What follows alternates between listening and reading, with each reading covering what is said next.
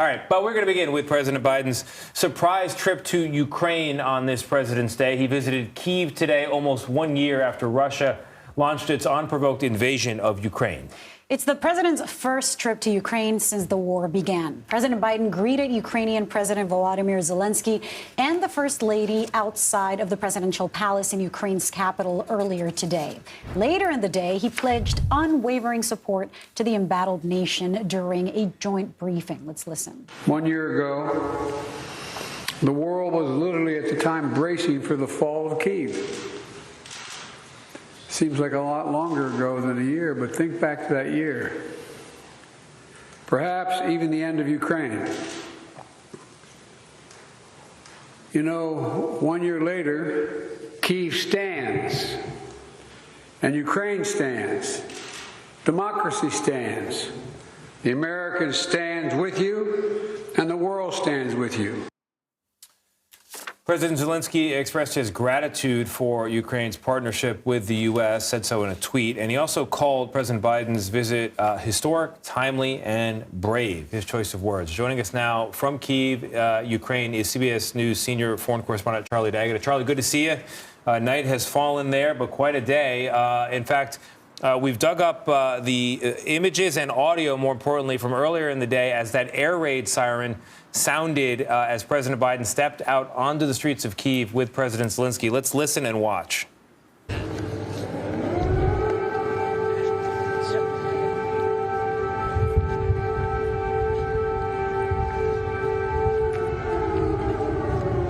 That will be the clip they play in future documentaries, one imagines. Charlie, what else stood out to you from this extraordinary visit? Yeah, you know, Tony, that is a sound that we're used to hearing here in Kyiv. It goes next level when you've got a visiting U.S. president in town. The timing, if you want to put it that way, could not have been better, but it just sort of underlines the fact that this entire country remains under threat, if not necessarily under attack. Yeah, it was a huge surprise. You know, we found out in the late last night, early hours, that it was going to happen. Getting a U.S. president into the Capitol while this is going on, it was discreetly. It happened at the train station at first. And then, yes, you know, at the presidential palace, we saw that handshake. Saw President Biden pledging, in his words, unwavering support. And it will go a great deal toward, obviously, the government of Ukraine, toward President Zelensky himself, and to the Ukrainian people, because although they are grateful for the international support in terms of weapons, in terms of aid, in terms of just getting enough money to feed some of the population here, the biggest name is the United States. So when you've got an American president on President's Day, it was a memorial type day today here for those killed in Maidan. If you remember that in 2014. So packed with symbolism and packed with intent. And this is what Zelensky needs, President Zelensky needs, is to see President Biden standing right next to him and pledging support, and real support, not just in terms of moral support in the fight against Russia, but in terms of a new military package, as you understand. That's right, Charlie. And precisely on that point, I mean, President Biden promised to release another $500 million in military aid to Ukraine just in the coming days. What weaponry does that encompass? Can you talk to us about that? And can we expect military support to amplify after the war surpasses that 1 year mark that's coming up in 4 days? Yeah, Lilia, you know, as we go to this anniversary, when I was sitting there at the press conference and I heard that, he said it sort of very quickly, and he mentioned javelins, which are those shoulder-launched anti-tank weapons that America has been supplying for a number of months. He mentioned ammunition for weapon sets like the HIMARS, these long-range weapons, artillery, which they are desperate for here. More than anything, the frontline commanders have been saying, we need more ammunition for the artillery that we've got, because the Russians are on the march up and down the battlefield. So yes, obviously we've been talking about tanks. President Zelensky mentioned that the Abrams tanks will be on the way here. That will take some time. The Leopard tanks from Germany and Germany's partners will be on the way, but they may not get here until March or April. But they need the weaponry and they need the ammunition now. So yes, every bit helps. We didn't get much detail. We were told by President Biden in that press conference that he would be providing details in the days ahead.